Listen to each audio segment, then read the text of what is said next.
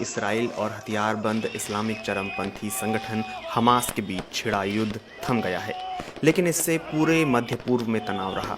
Hamas ने युद्ध विराम को अपनी जीत बताया तो नेतन्याहू दक्षिणपंथी सांसदों के निशाने पर आ गए।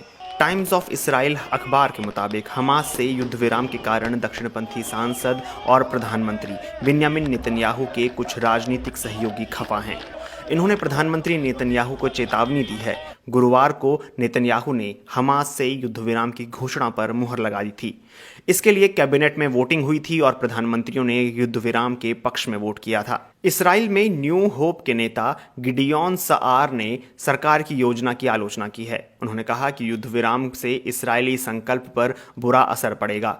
सआर का कहना है कि युद्ध विराम को लागू करना हमास को मजबूत करना होगा और इसराइली हितों को नुकसान पहुंचेगा। उन्होंने कहा कि बिना किसी प्रतिबंध के युद्ध विराम को मानना राजनीतिक समझदारी वाला फैसला नहीं है। एक धार्मिक पार्टी के नेता बेजालेल स्मोट्रिच ने ट्वीट कर नेतन्याहू को चेतावनी देते हुए कहा है कि अगर युद्ध विराम में यरूशलेम को लेकर भी रियायत देने की बात है तो सरकार बनाने का ख्याल छोड़ दीजिए। दूसरी तरफ गजा में हमास के उपनेता खलील अल हाया ने युद्ध विराम को अपनी जीत बताया है। उन्होंने कहा कि आज हमारे प्रतिरोध की जीत हुई है। हम एक साथ दो खुशी मनाएंगे, एक जीत की और दूसरी ईद की। इसराइल के खिलाफ पाकिस्तान और तुर्की ने इस्लामिक देशों से एकजुट होने की अपील की थी, तो सऊदी अरब भी इसराइल को लेकर स्पष्ट रहा। खाड़ी के 6 देशों में से सऊदी अरब इसराइल को लेकर सबसे ज्यादा मुखर था।